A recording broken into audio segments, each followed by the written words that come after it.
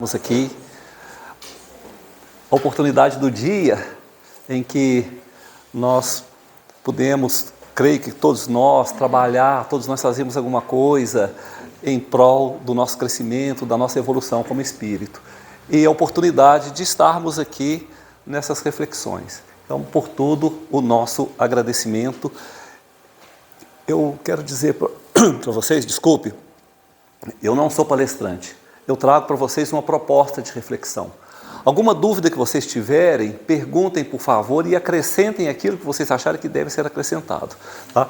O tema nosso é o Messias. Então eu vou abordar Jesus, Messias, de acordo mesmo com as profecias, né, que foram anunciadas pelo profeta Isaías. É o ponto de vista que eu gostaria de focar em Jesus Messias. E para nós, os espíritas, o que nos importa mais é o Jesus do Monte Tabor e não o Jesus crucificado. Tá? Então a gente desmistificar isso, né? Então, primeiro, falar sobre as profecias. As profecias foram cumpridas. Eu trouxe 10 e a gente vai mostrar, e a gente não tem tempo de falar sobre cada uma delas, porque vai tomar muito tempo, senão a gente fica só nelas, e eu tenho muitas informações que eu gostaria de compartilhar com vocês. Tá? Allan Kardec, no Evangelho segundo o Espiritismo, no capítulo 1º, no item 4º, ele trouxe essa frase. Ele, no caso, Jesus, veio dar cumprimento às profecias que lhe anunciaram o advento.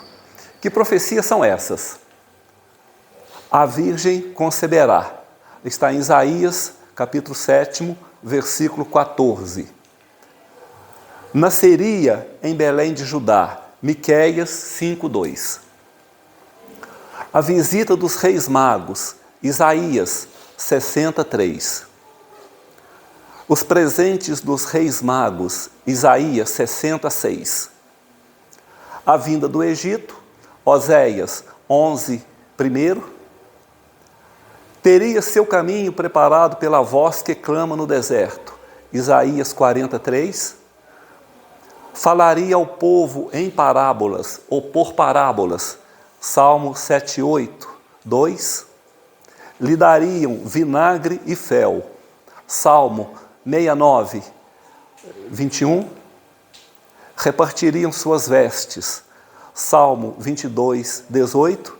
E sua morte entre malfeitores, Isaías 53:12. Eu até aconselharia a vocês ler todo o livro de Isaías, porque o Isaías fala tudo sobre Jesus, até mesmo antes do nascimento, da concepção, até o último dia de sua vida. Foi o que mais falou de Jesus, né? Como Messias, claro, né? É o profeta Isaías. Então, a gente vai falar um pouquinho, já que estão falando do profeta Isaías, das profecias, das expectativas messiânicas. Toda a vida do povo hebreu girava em torno da experiência religiosa à época do profeta Isaías. O profeta Isaías, ele veio há 750 anos antes de Jesus. E tudo aquilo que ele falou, basicamente tudo, né? Tem alguma coisa que a gente tem que ajustar, mas ele foi fiel, ele acertou em tudo, vamos dizer assim, né? E hoje não, mudou muito. Hoje acredita que apenas 16% da população hebraica seja religiosa, hoje. Mas a época de Jesus era 100%. Então toda a vida dele girava em torno dessa experiência religiosa. Tanto é que, à época de Jesus, o Estado de Israel era uma teocracia. Hoje não é mais. O chefe político era o mesmo chefe religioso. Os rabinos, que no caso eram 72 rabinos, dos 72 eles tiravam o sumo sacerdote, então ficava 71. Eles eram chefes religiosos, eles poderiam ensinar o judaísmo para as pessoas, mas também eles tinham funções políticas e legislativas. Todos nutriam uma convicção extraída do próprio Moisés de que Deus enviaria um Messias, um ungido, um emissário, um libertador à semelhança de Moisés para libertar o povo hebreu da ameaça que chegava. Então, desde a época de Moisés, eles pensavam nesse Messias. O Messias tem essa definição de ungido, emissário, libertador, etc. Então, o povo hebreu, ele pensava. Só que vem Jesus. E o que eles pensavam a respeito de Jesus é que ele fosse um libertador parecido com Moisés. E Jesus é totalmente diferente. Então, por isso que eles não aceitam Jesus hoje, e muitos ainda estão esperando este Messias. Tá? Após a morte de Salomão, seus 2 filhos entraram em litígio, e houve uma divisão interna entre as 10 tribos do norte e as 10 tribos do sul. Isso foi em 588 a.C. Na verdade, Salomão ele teve 4 filhos, né? 2 filhas e 2 filhos, só que as mulheres não contavam à época. Então, por isso que conta só 2. A gente não vai entrar em detalhe, porque também não vem muito ao caso agora, né? Os assírios, eles aproveitam essa situação da divisão das tribos, né? Principalmente as 2 do sul, que são mais importantes, que é a tribo de Judá e Benjamim, que é onde a gente tem a Judéia, e que basicamente essa tribo é que deu origem a toda a Judéia, né? Porque isso é crença, né? A gente não vamos discutir também, né? Porque Abraão é pai de Isaac, Isaac é pai de Jacó, e Jacó tem 10 filhos e 2 adotivos. Então são 12, que aí dá origem às 12 tribos. Né? Então os assírios, nessa época, em 588, eles invadem a Samaria e escravizam todos. Né? E o que acontece é que muitos samaritanos, eles vão para o Império Assírio-Babilônico. Então há uma mistura. Então, tanto é que o problema deles hoje, com os samaritanos, não é tanto religioso. A religião interfere sim, mas é mais racial, porque eles misturam. Gente, o povo judeu, à época de Jesus, eles não misturavam, não podiam. Se um judeu tivesse contato só de tocar numa outra pessoa que também não professasse o judaísmo como religião, ele tinha que passar por um ritual de purificação. Então, só para a gente ver como que a situação era, né? Então, aí vai os assírios, os samaritanos misturam com os assírios, então surge essa miscelânea, né? E eles então não aceitam. Então, por isso, ainda hoje, nos dias de hoje, os samaritanos, eles ficam um pouco de lado. A Samaria fica aproximadamente 2 quilômetros de Jerusalém. É bem pertinho até, é pequeno, é um lugar bem pequeno, né? Só que a época de Jesus era mais difícil. Hoje tem estradas asfaltadas, mas na época de Jesus não. Né? Depois os babilônios invadem Israel, destroem o templo e escravizam as tribos do norte e do sul. Então foi a primeira destruição do templo que a gente tem pelo Império Assírio-Babilônico. Né? Em 538 a.C., Ciro, rei dos persas, invade a Babilônia e permite que o povo judeu volte para Israel, além de devolver os tesouros que foram roubados. E por incrível que pareça, a essa época, Ciro foi tido também como Messias, porque ele libertou o povo. Então, para a gente ver como que eles faziam uma ideia de Messias um pouco diferente da que a gente tem hoje. Né? E vamos falar um pouquinho sobre Messias. Então, havia uma perspectiva no próprio Império, né, Romano, né, de que o povo judeu eles voltariam a ser escravos por potências como a Síria e a Babilônia, ou o Império Assírio-Babilônio. Né? A figura que eles formavam do Messias era que ele agisse como Moisés agiu, afastando todo problema político, econômico, opressor e social, e estabelecesse a supremacia de Israel sobre a terra. Era isso que eles pensavam, ou seja, ia trocar uma escravidão por outra.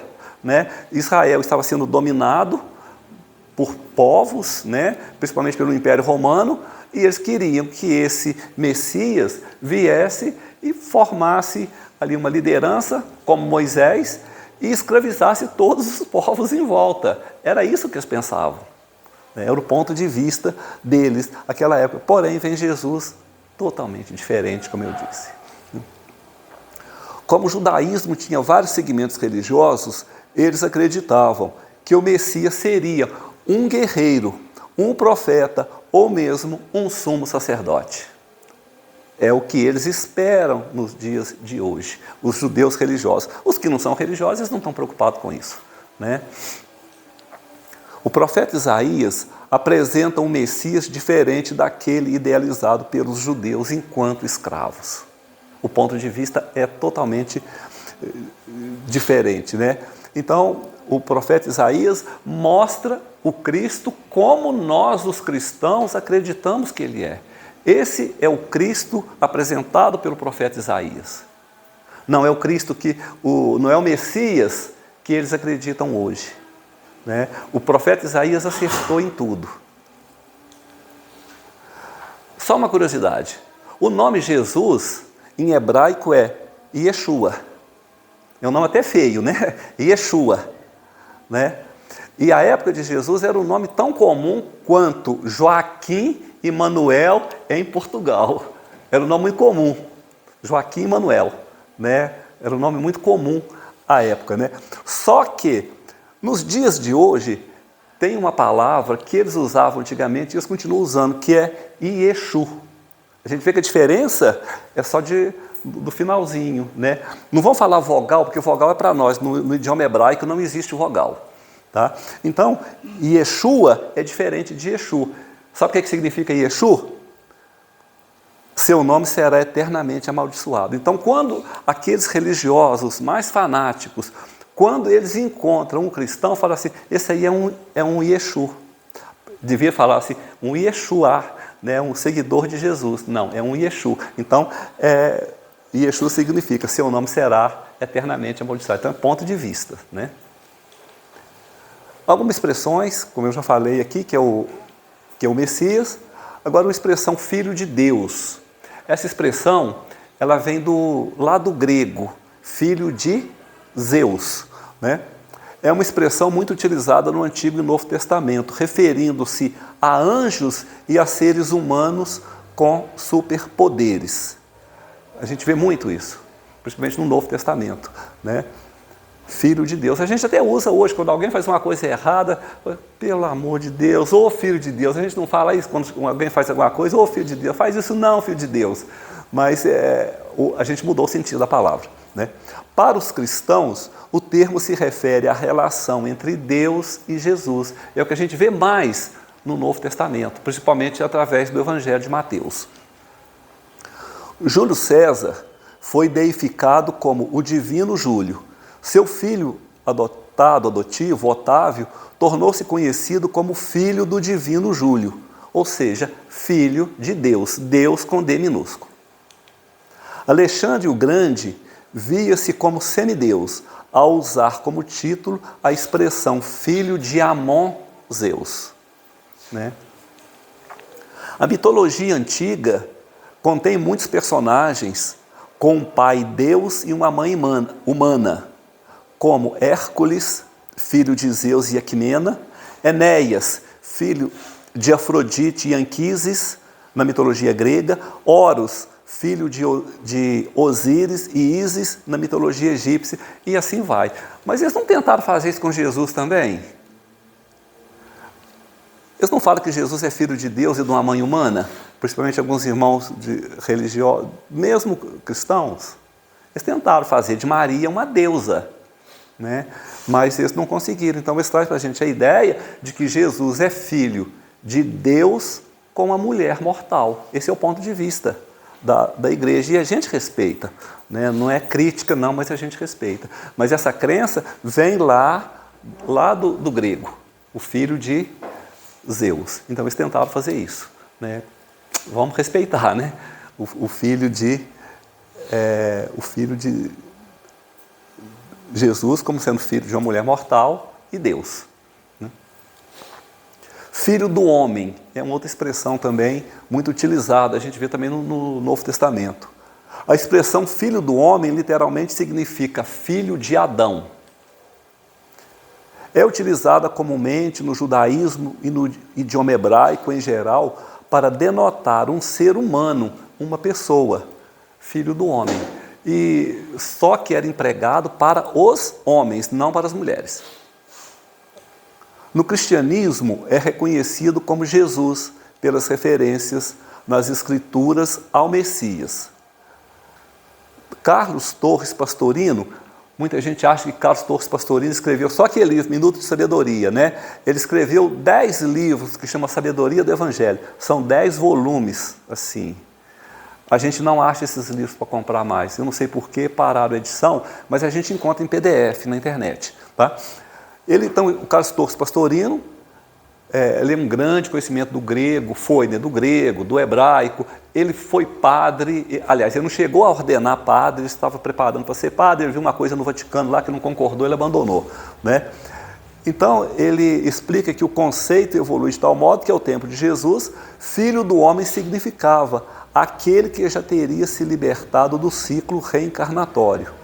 Filho de mulher expressa o homem ainda sujeito às reencarnações, muito embora o nome filho de mulher não era muito utilizado pelos judeus, como não é utilizado hoje também, né?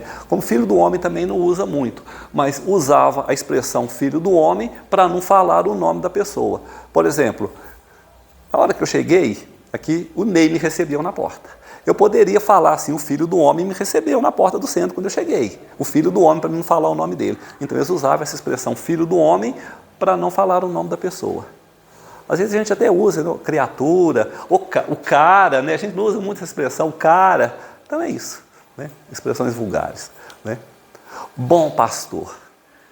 É uma expressão também utilizada e vamos ver a origem dela. Lucas, no capítulo 15, no versículo 4, ele anotou uma frase de Jesus.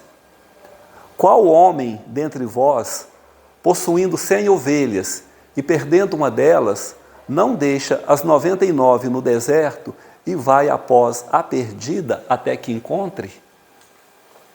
Isso aqui é um judeu, é um ator, com uma ovelha. Jesus usa ele fala essa frase de algo real, de algo verdadeiro. Hoje, em Israel, não existe pastores de cabras e ovelhas. Israel é um país de primeiro mundo, é um país altamente tecnológico, então eles não investem muito nessa área de criar cabras, né, e ovelhas. Os países árabes, sim. Mas a época de Jesus, quando havia os rebanhos, né, o pastor, muitas das vezes, ele perdia uma de suas ovelhas. As ovelhas ficam para trás do rebanho por 3 motivos. O primeiro motivo são as moscas. A ovelha, ela não tem uma cauda, um rabo tão comprido quanto dos cavalos, e ela não consegue, então, espantar as moscas. O pastor, quando nota a presença das moscas, e que fazia com que ela ficasse para trás, se coçando em uma árvore, em uma pedra, ele passava azeite nela, azeite de oliva, que era muito abundante à época, né? Eles usavam o azeite para tudo, né? Aí as moscas se afastavam e ela, então, a ovelha ficava para trás. A que ficava para trás, ela acompanhava o rebanho. Outro caso, carrapato. Se houvesse muito carrapato, ela também ficava coçando numa árvore, numa pedra, né? Então ele derramava azeite onde havia infestação de carrapatos e os carrapatos caíam, morriam, né? E ela então acompanhava. Mas tinha o problema da ovelha rebelde, que não tinha nem mosca nem carrapato, e ela ficava para trás. Sabe o que o pastor fazia? Ele pegava a pata dianteira dela e quebrava um ossinho. Pegava com a mão e quebrava. Sabe? E a ovelha, ela depende muito das patas dianteiras para alimentar. Elas não dependem tanto da traseira. Se quebrasse esse osso da pata traseira, ela conseguia alimentar e arrastar aquela pata e andar. Mas a dianteira não. Então ela ficava para trás. Como o pastor havia quebrado esse ossinho, que ele quebra fácil, mas cicatriza fácil também. 15 dias ele melhora. Aí o pastor faz isso. Ele pegava a ovelha, colocava a ovelha no ombro e carregava. À noite, quando ele ia dormir, ele levava a ovelha para o seu abrigo. Ele dava água para ela na boca, colocava comida para ela na boca. Então, passava a existir uma relação de intimidade, de amizade entre o pastor e a ovelha, né? E quando a ovelha sarasse, que ela melhorasse, o que vocês acham que ia acontecer? Ela era a primeira que estava junto com ele. Então, por isso a necessidade dele quebrar a pata da ovelha, né? E às vezes acontece isso com a gente precisa, somos rebeldes, às vezes o mundo espiritual vem e dá aquela sacudida na gente, né? Vocês acham que o que está acontecendo no Rio Grande do Sul é à toa? É uma expiação coletiva. A gente não queria isso. Mas todos ali não podem estar envolvidos no mesmo processo, no mesmo crime, na mesma falta, e todos resgatando junto. A doutrina espírita mostra isso para a gente, as expiações coletivas, né? Então, muitas das vezes, nós temos que passar por isso, né? Ter as patas quebradas, literalmente, para a gente aprender a seguir o nosso Mestre Jesus. Então, ele dá um exemplo muito bonito do pastor que deixa as 100 ovelhas em segurança e vai em busca da ovelha perdida. E outra coisa interessante, haviam vários pastores. A ovelha, ela identifica a voz do pastor.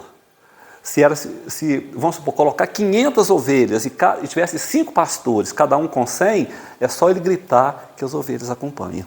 Ela identifica a voz dele. É interessante, né? Então, por isso a expressão bom pastor, mas a expressão, aí vem, tá. Aí nós vamos a outra expressão, Cordeiro de Deus. Também está no Evangelho de João. No dia seguinte, João viu a Jesus que vinha para ele e disse: eis o Cordeiro de Deus que veio para consertar os erros do mundo. Essa frase eu vou deixar para falar mais um pouquinho, quando se refere ao batismo de Jesus, que na verdade esse batismo não aconteceu, né? E que o João, ele identifica Jesus como o Messias. Então ele fala, eis o Cordeiro de Deus que veio para consertar o mundo. Então é um cordeiro, um animalzinho bonitinho, né? Mas a expressão Cordeiro de Deus, ela vem lá do judaísmo, lá de Abraão. Em Gênesis, capítulo 22, versículo 2, está escrito o seguinte, é Deus ordenando a Moisés, Abraão, pegue seu filho Isaque, pegue Isaque, seu filho querido, a quem você ama, e vá para a terra de Moriá. A terra de Moriá é o Monte Moriá. O Monte Moriá é onde foi construído o Templo de Jerusalém. Hoje está lá a Mesquita de Omar, tá? Você deverá sacrificá-lo ali como oferta queimada sobre um dos montes que eu indicarei. Peguei essa imagem aqui na internet só para a gente focar um pouquinho na imagem com o que está escrito, né? Então é a orientação de Deus a Abraão. Mas é interessante que no capítulo 22 fala o seguinte, que o Abraão, ele era um homem de posses, ele era um homem de poder. E no outro dia pela manhã, ele pega 2 servos e um cavalo. Algumas traduções está um jumento. Embora Israel não use muito cavalo, jumento, porque ele é muito quente, eles usam mais o camelo, que o camelo resiste mais ao calor, né? Mas fala que é um cavalo. E ele então prepara o cavalo e vai até o Monte Moriá com Moisés, com o filho Isaque.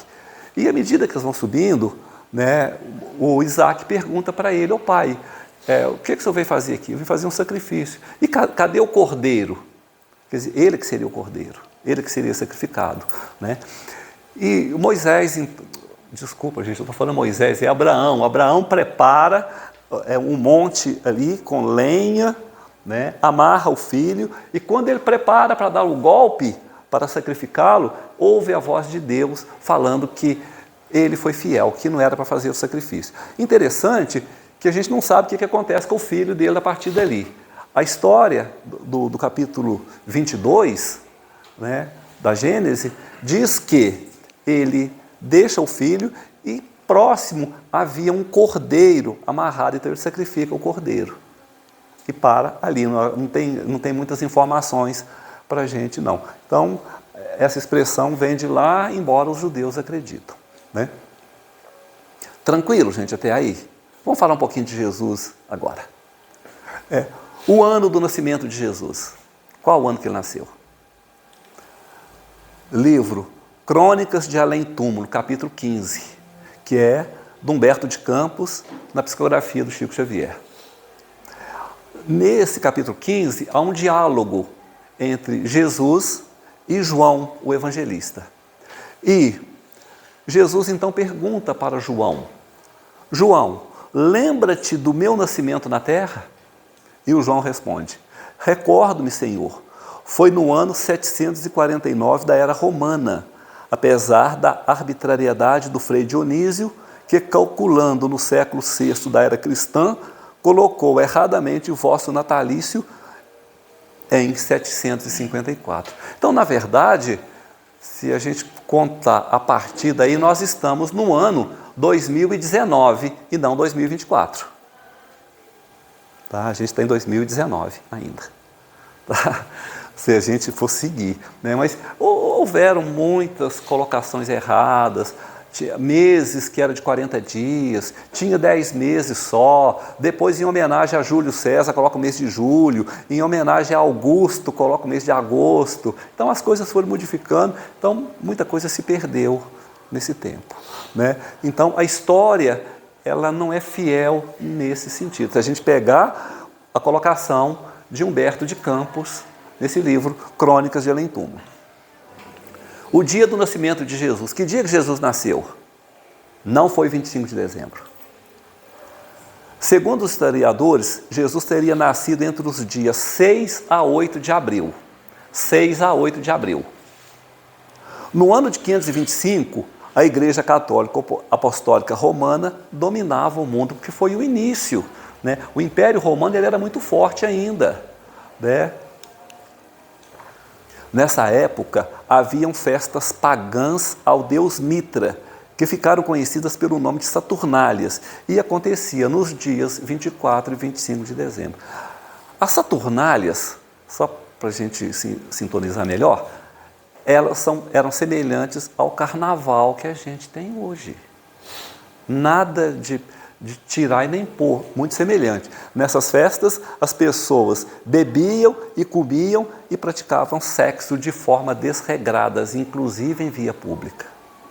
Semelhante ao carnaval de hoje, nada diferente. Né? Então, a igreja desejava apagar essa data dos romanos, e então o Papa João I convocou uma reunião de cúpula e nela decidiram trazer a data do Natal de Jesus para 25 de dezembro. Trouxeram para o dia 25 de dezembro, mas não mudou muita coisa, que vinha um carnaval depois, então tudo continua como era. Né? Local do nascimento de Jesus. Onde Jesus nasceu? Foi em Belém? Acredito que não. As profecias rezavam que o Messias nasceria de uma virgem em Belém, na descendência de Davi. Foi o que o profeta Isaías anunciou.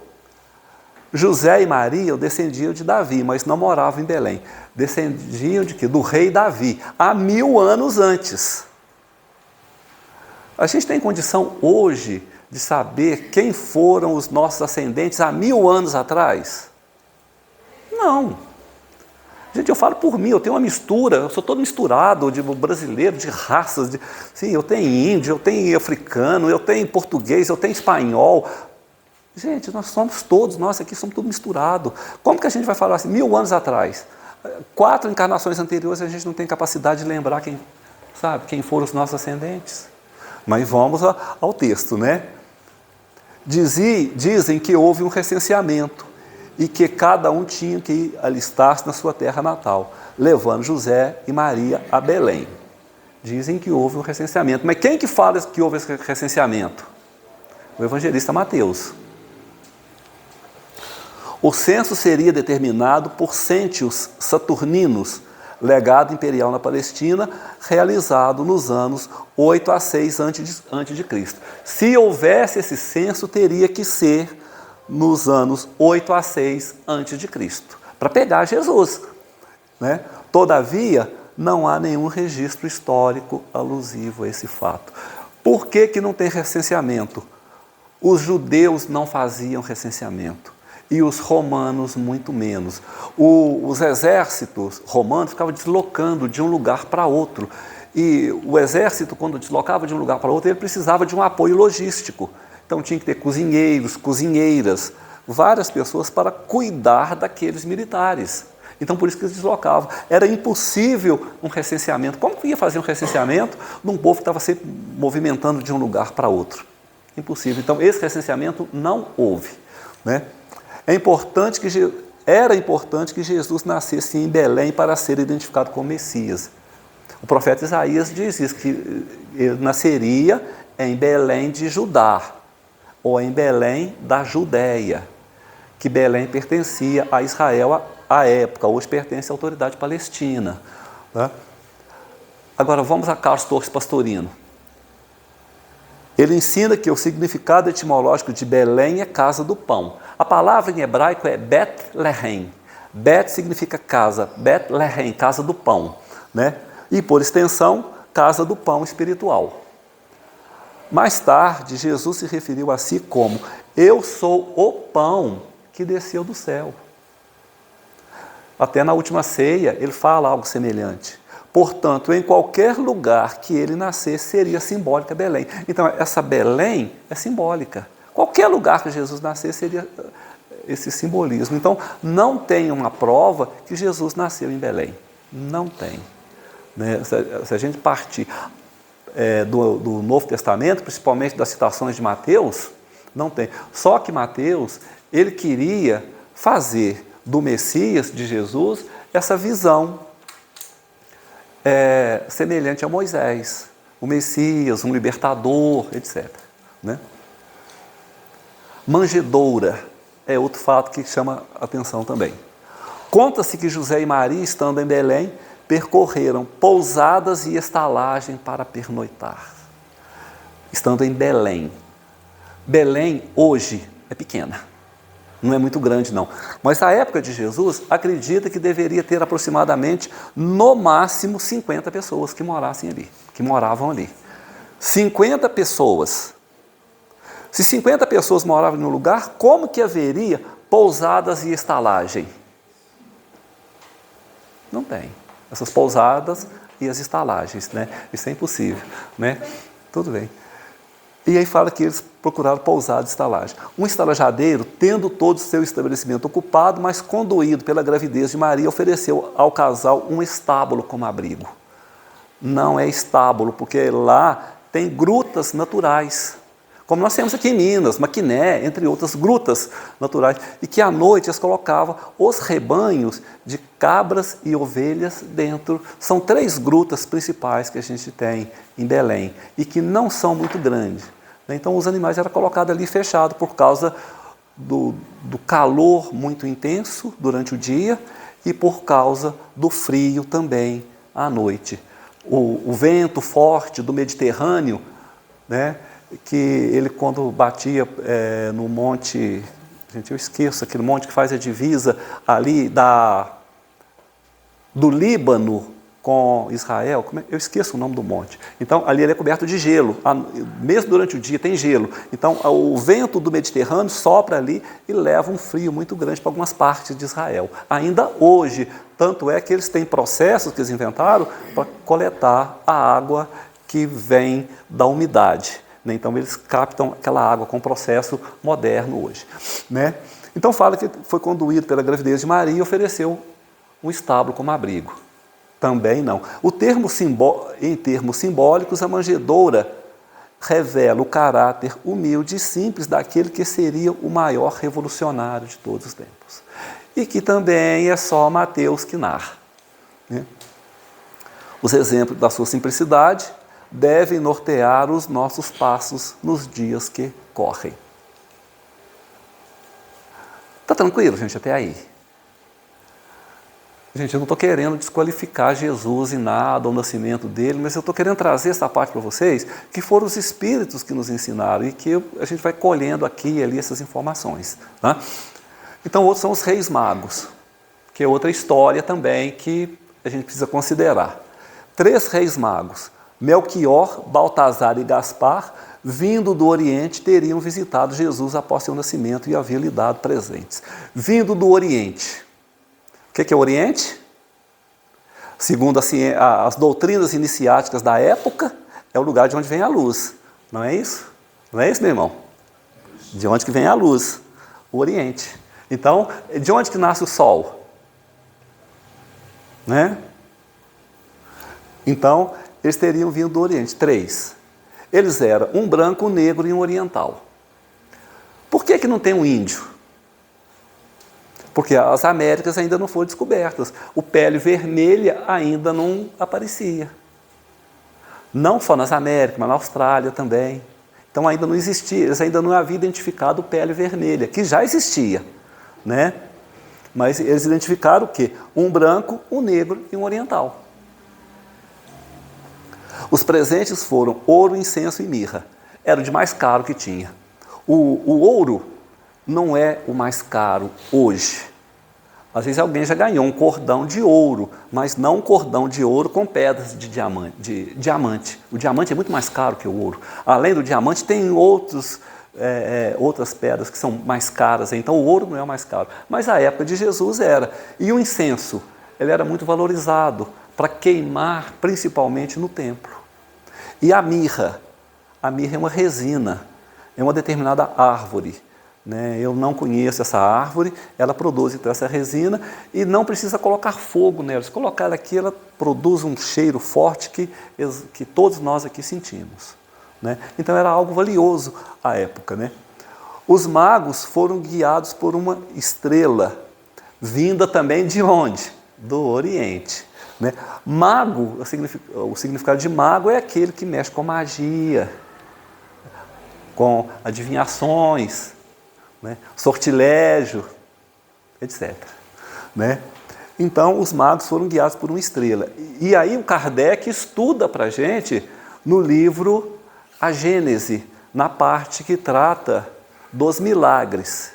Né? Porque uma estrela, ela tem uma trajetória certa, ela não muda, ela constantemente está seguindo aquela mesma trajetória, ela não desvia. Né? Agora, como que essa estrela, ela subia, ela descia, ela fazia curva?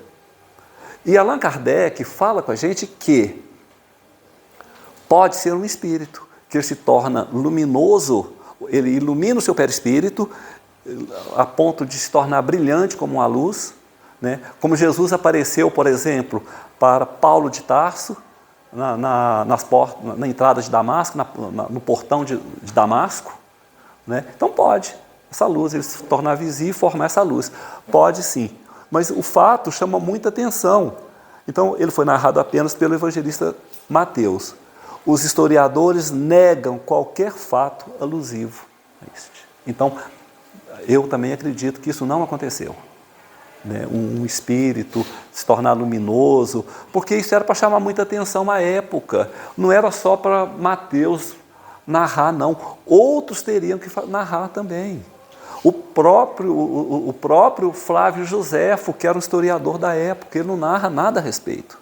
Por que é só Mateus? Por que os outros evangelistas não narraram? Por que o Atos dos Apóstolos não narrou? Porque Maria, ela passou todas as informações de Jesus para Lucas. E por que Lucas não narra no Atos dos Apóstolos? Isso é para a gente pensar. Né? Fuga para o Egito é outra coisa também que me chama a atenção. Depois que se afastaram, os reis magos, eis que um anjo do Senhor apareceu a José em sonho, dizendo: levanta-te, toma a criancinha e sua mãe, e foge para o Egito. Permanece lá até que eu te diga, pois Herodes há de procurar a criança para matá-la. Assim levantou-se, tomou a criancinha e sua mãe de noite e retirou-se para o Egito. Permaneceu lá até a morte de Herodes, para que se cumprisse o que foi dito pelo Senhor através do profeta que diz: do Egito chamei meu filho. Qual profeta? Isaías. Mas é contraditório também essa colocação. Vocês, aí, algumas citações falam que José pegou um cavalo, ele preparou a sela para levar Maria. Vocês acham que uma mulher que havia acabado de dar à luz, ela seria capaz de fazer essa viagem? A temperatura lá, gente, ultrapassa aos 50 graus. É muito quente durante o dia. E lá não tem sombra. Raramente encontram oásis. Israel, aproximadamente 70% do território é deserto. Egito, a mesma coisa. De Belém até o Cairo, tem aproximadamente 550 quilômetros, aproximadamente. Eu não sei, não, isso em linha reta. Né, 550 quilômetros, de Belém até o Cairo. Vocês acham que uma mulher que havia acabado de dar à luz, uma criança pequena, suportaria no pelo de um cavalo? O próprio cavalo não aguentava deslocar para o Egito. E outra coisa, uma outra contradição aqui, é que Herodes, ele morre, sabe? Mas tem outros relatos que, se a gente seguir aqui à risca, Jesus já estava adulto quando Herodes morreu. E tem relatos que Jesus era criança ainda, principalmente quando ele vai no templo conversar com os mestres do judaísmo. Herodes ainda estava vivo, então não cola, não fecha. Tá? Maioridade moral, social e religiosa de Jesus. Bar mitzvah, talvez vocês já ouviram essa expressão, bar mitzvah, que insere o jovem judeu como membro maduro na comunidade judaica. Então, o bar mitzvah é essa cerimônia. O bar mitzvah teve início como uma cerimônia folclórica, tornando atualmente parte universal do ensino do judaísmo.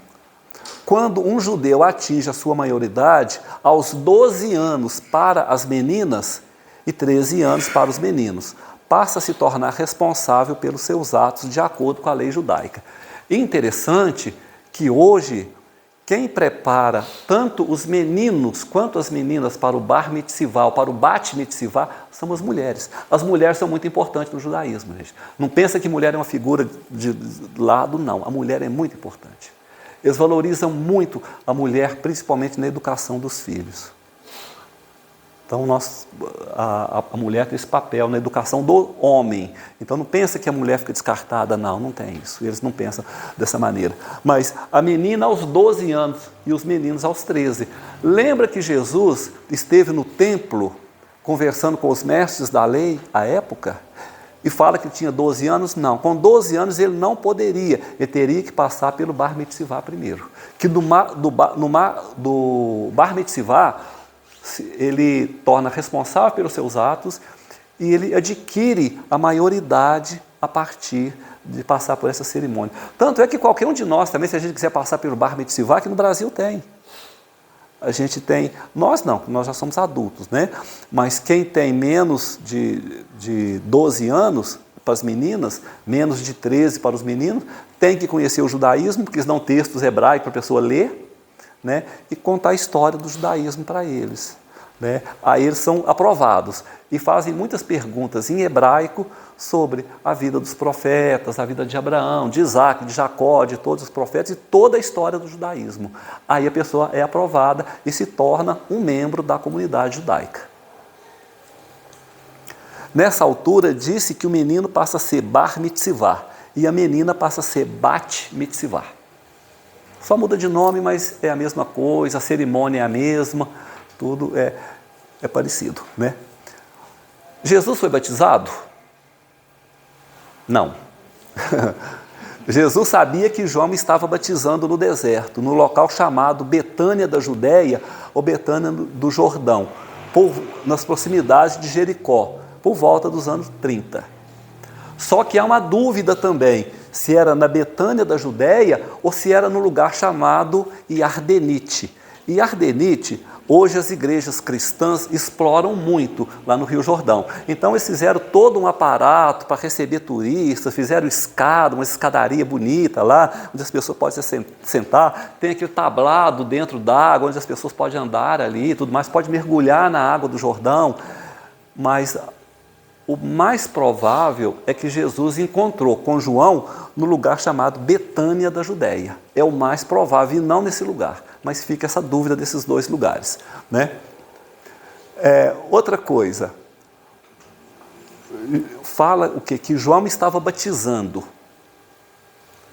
O batismo não faz parte dos rituais judaicos. O batismo não. Para o menino, o 8º dia após o nascimento, ele tem que passar pela circuncisão. É obrigatório a circuncisão. Tá? Se passar dos 8 dias, ele pode fazer depois, mas aí tem algumas formalidades, algumas mudanças, mas ele pode ser circuncidado. É que faz com que o menino ele entre na comunidade judaica, ele passa a ser um judeu a partir dali. O batismo não. Mas o que é o batismo que acontecia onde João esteve, que foi entre os essênios, a comunidade dos essênios, próximo do Mar Morto, no lugar chamado Cumerã, onde eles encontraram os textos, que não foi só do profeta Isaías, mas todo o Antigo Testamento foi encontrado ali. e depois foi vendido para os Estados Unidos, depois alguém foi lá e buscou e comprou, e eles estão hoje no Museu de Israel, no Museu de Israel em Jerusalém. O texto é muito semelhante ao que a gente tem hoje no Antigo Testamento, muito pouca coisa foi modificada. O hebraico é perfeito, o de hoje. Então, havia lá uma piscina pequena, porque era uma comunidade de homens, né? Lá não tinha mulheres, eles eram pastores de cabras e ovelhas, eram agricultores, né? E eles tinham um tanque de aproximadamente 2,5 metros de altura por uns 5 metros de comprimento e aproximadamente 1,5 metros de largura. Tinha escada que descia e subia do outro lado. O batismo significa esse mergulho que toda noite eles faziam. Eles desciam por uma escada, se lavavam e saíam do outro lado limpo. Isso na cultura deles, para que eles participassem dos rituais do judaísmo naquela noite. Então isso era o batismo era toda noite. O batismo nada mais era do que um banho que eles tomavam. Então não justifica esse batismo para o judeu, de maneira nenhuma. Então Jesus vai ao encontro de João cumprindo as profecias de Isaías, Malaquias, de Oséias, etc. João não batizou Jesus, apenas o identificou como Messias. Jesus teria que ser identificado por alguém. João foi um instrumento da identificação quando diz: eis o Cordeiro de Deus que remove o pecado do mundo. Está chegando alguém que é maior do que eu não sou digno de desatar suas sandálias. É isso. Ele não batizou, apenas ele foi identificado como o Messias. E a partir dessa identificação, Jesus sai dali, ele vai para Tábira. Tábira é um lugarejo muito próximo de Cafarnaum, aproximadamente 3 quilômetros de Cafarnaum. E lá existe hoje o lugar chamado Mensa Christi, ou Primado de Pedro, e que aí difere um pouquinho, tanto da Boa Nova de Humberto de Campos, quanto dos textos, que ali Jesus encontra Pedro, e ele encontra também os filhos de Zebedeu, Tiago e João. E a missão de Jesus começa ali, depois ele vai para Cafarnaum e ele encontra com os outros 9 discípulos em Cafarnaum. Tá? Jesus lhe diz em seguida: deixa que se cumpra as profecias. As profecias não falam de batismo. Eu estou falando porque eu li a profecia de Isaías, eu li todo o livro de Isaías. Não fala em batismo. O batismo não faz parte do ritual judaico, né? Identificado por João, ele volta para Tábira, e no local chamado Primado de Pedro, ou Mensa Christi, Jesus começa a escolher os apóstolos. Então, ele tinha que ser identificado como Messias, mostrado pelo profeta Isaías, para que a missão dele tivesse início. É isso que aconteceu. Simples, só isso, né? Ficou alguma dúvida, gente? Você sabe qual a idade? Oi? A idade que ele iniciou? A idade de Jesus? Ô Ney. A idade que ele iniciou a escolha dos profetas para começar a sua peregrinação. Ô Ney, eu estive conversando com um cristão, aliás, com um judeu messiânico, porque o judeu messiânico é aquele que aceita o Novo Testamento também, né? E eles aceitam, o judeu messiânico aceita Jesus, os outros judeus não, o messiânico aceita. E ele falou comigo o seguinte, que tem caso que, claro, que tem culturas diferentes.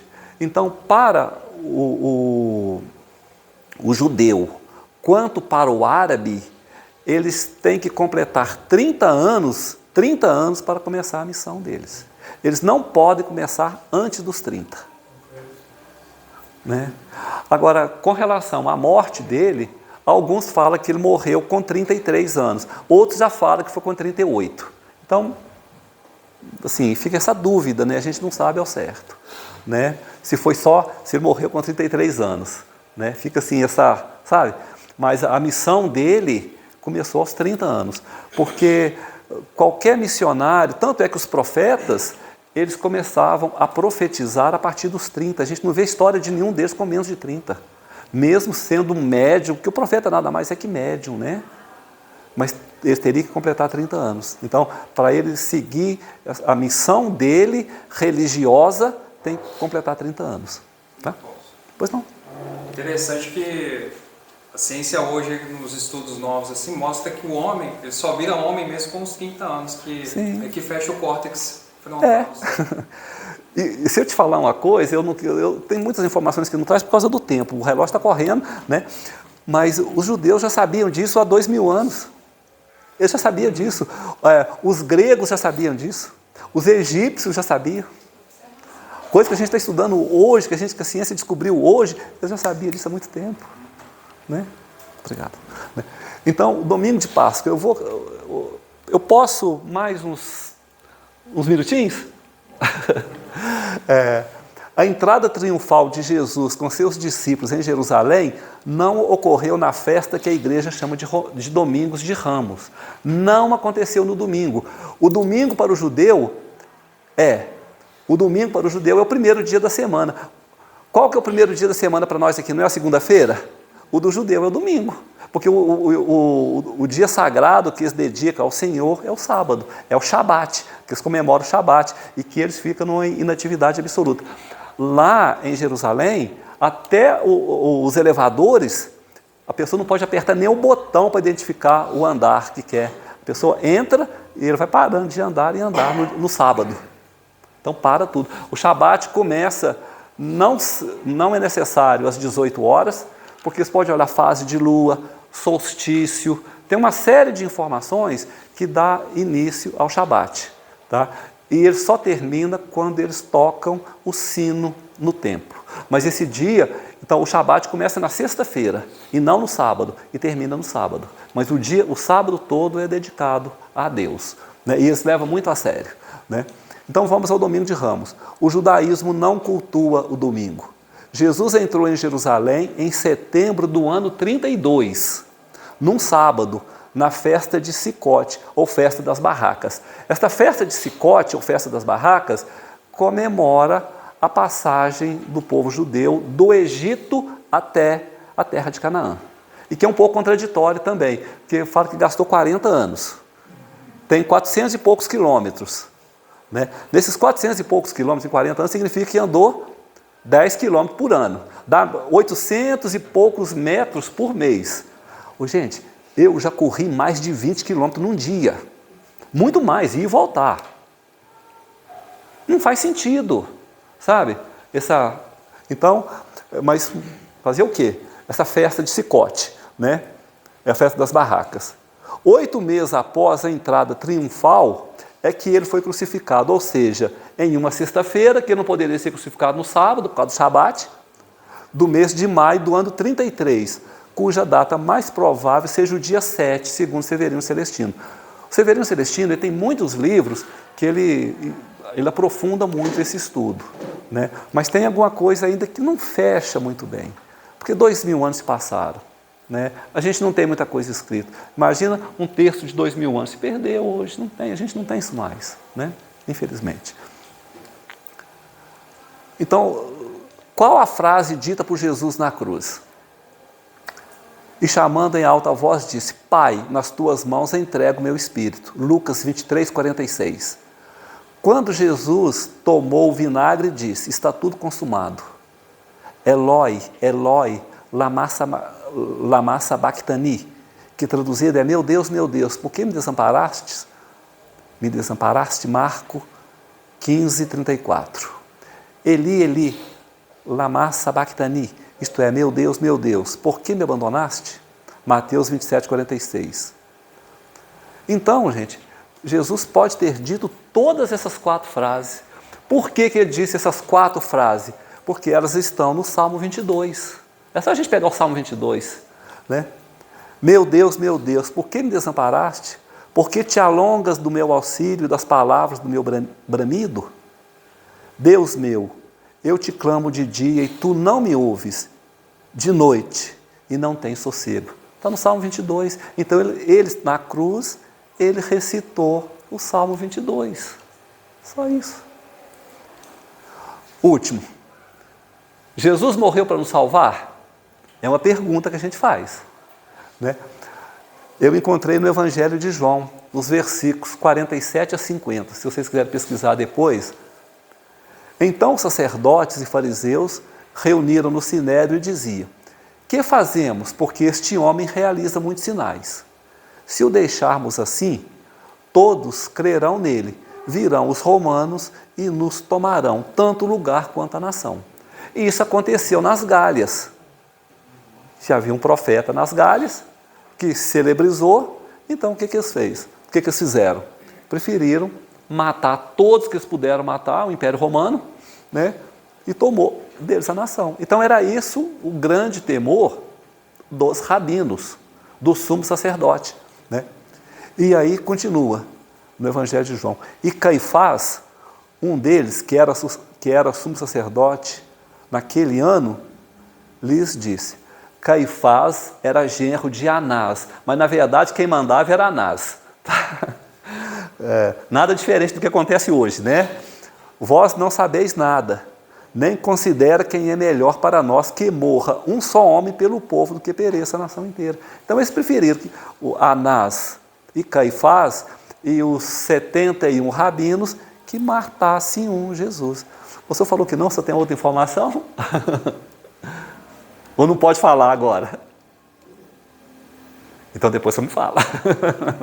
Eu agradeço, viu? Então, o desaparecimento do corpo de Jesus. Eu só vou tomar esse minutinho, gente, porque muitas pessoas perguntam: e o que aconteceu com o corpo de Jesus? É uma curiosidade que a gente tem. No opúsculo, o Evangelho segundo Judas Iscariotes, esse opúsculo, gente, ele foi editado por Rubens Santini, de abril de 2008, foi uma distribuição gratuita. E esse texto ele foi extraído do livro Flama Espírita, de Carlos Bacelli. Eu tenho hora que eu duvido de alguma coisa de Bacelli. Eu não ponho muita fé em tudo que ele disse, não. Porque ele fala muita coisa: o Chico Xavier disse isso, o Chico Xavier diz aquilo, mas será que o Chico Xavier disse só para ele?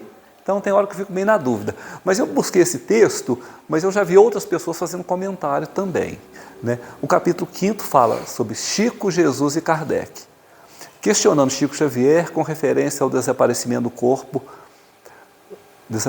de Jesus. Ele afirmou categórico: o corpo de Jesus foi desintegrado por vontade dele. Tem outras obras também que falam que Jesus desintegrou o corpo, porque Jesus era um espírito crístico. E tem hora que eu fico pensando, como que ele conseguiu viver até os 33 anos? Né? Eu entendo que Jesus viveu muito tempo. Se ele viveu até os 33, foi muito tempo. Porque o espírito dele é grande demais para caber dentro daquele corpo. Né? E era um corpo carnal. Não é um corpo diferente, como a gente fala, né? Como eu falei de Maria, né? E da colocação de filho de Deus. Filho de Deus com a mulher mortal. Não, nada disso. Kardec fala no livro A Gênese que Jesus tinha um corpo biológico igual de todos nós. Só que o corpo biológico igual de todo homem, mas o espírito que ficava dentro daquele corpo era grande demais para aquele corpo, né? Então a gente tem hora que até duvida, né, de ter vivido tanto tempo, né? Meus irmãos, eu peço desculpas a vocês ter ultrapassado esse tempo, mas é muita informação e a gente não consegue em pouco tempo. A gente tem hora que tem que pisar no freio um pouquinho, segurar um pouquinho, pra gente não, senão a gente fica muito tempo, né, numa palavra só. Então a gente tem que pisar no freio um pouquinho, né? Ficou alguma dúvida de que alguém gostaria de perguntar? Acrescentar alguma coisa?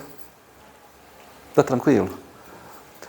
Depois aqui, se alguém... Eu estou à disposição, depois a gente terminar aqui, se alguém quiser conversar comigo também, a gente está à disposição para a gente trocar algumas informações. Tá? Então eu quero agradecer o convite, né? Estou à disposição da casa, estou à disposição de vocês. Agradeço a senhora aí pela receptividade, por tudo. E que Jesus continue nos amparando a todos nós, nos orientando, permitindo que a gente viva uma vida nobre, digna, e que a gente volte para o mundo espiritual um pouco melhor do que quando aqui chegamos. Uma boa noite a todos, muita paz.